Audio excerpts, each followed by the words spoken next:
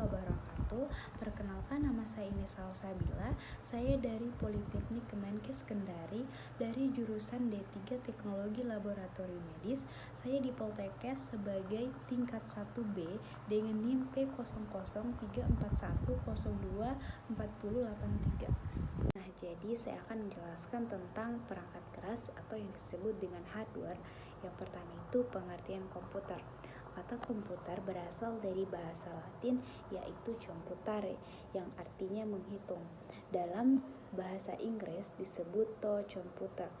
Secara definisi, komputer diterjemahkan sebagai kumpulan alat elektronik yang saling bekerja sama, dapat menerima data seperti input, mengelola data atau proses, dan memberikan informasi yang disebut dengan output, serta terkoordinasi di bawah kontrol program yang tersimpan di memorinya.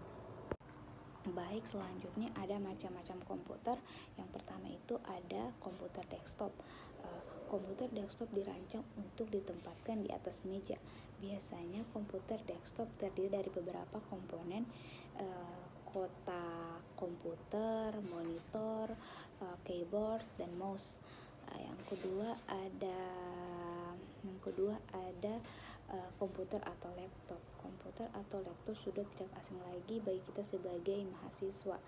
Laptop adalah komputer dengan sumber daya listrik berupa baterai, di mana laptop lebih portable dari desktop yang memudahkan Anda untuk menggunakannya di mana saja. Yang ketiga ada komputer tablet. Komputer tablet atau lebih dikenal dengan tablet adalah komputer genggam yang bahkan lebih portable dari laptop. Tablet menggunakan layar sentuh sebagai pengganti keyboard dan mouse untuk mengetik dan navigasi. iPad adalah contoh dari komputer tablet. Yang keempat ada server. Server adalah sebuah komputer yang mengelola permintaan informasi dari komputer lainnya yang terhubungan. Baik, selanjutnya perangkat keras komputer beserta fungsinya. Yang pertama ada keyboard. Keyboard adalah perangkat yang digunakan untuk memasukkan data berupa huruf, angka, dan simbol, serta melakukan perintah-perintah pada komputer. Yang kedua ada mouse. Mouse adalah perangkat keras yang berukuran sangat kecil dan mudah digenggam, yang umumnya memiliki dua tombol dari sebuah bola atau laser di bawahnya untuk menggerakkan cursor. Fungsi mouse adalah untuk menggerakkan cursor, melakukan scroll.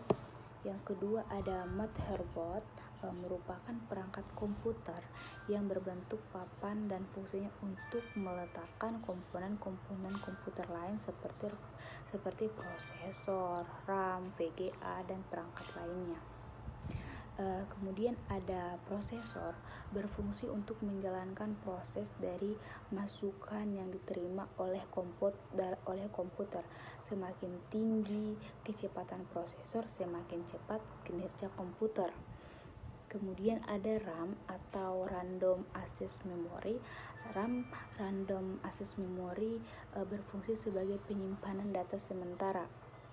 Kemudian ada kartu grafis, VGA, video grafis adapter, berfungsi sebagai pengolah video yang diterima oleh komputer agar video menghasilkan akselerasi yang cepat dengan tampilan yang tajam, halus, dan bagus. Kemudian ada hard disk. Hard disk berfungsi sebagai tempat penyimpanan data secara permanen. Kemudian ada power supply, berfungsi untuk menyediakan sumber daya dan mendistribusikan arus listrik ke semua komponen yang ada di dalam komputer. Terus ada monitor. Monitor itu sebagai untuk menampilkan gambar dari hasil kerja komputer. Yang terakhir ada LAN card. berfungsi untuk membangun satu jaringan komputer yang dapat menghubungkan komputer yang satu dan komputer yang lainnya. Baik, itu saja yang bisa saya jelaskan. Assalamualaikum warahmatullahi wabarakatuh.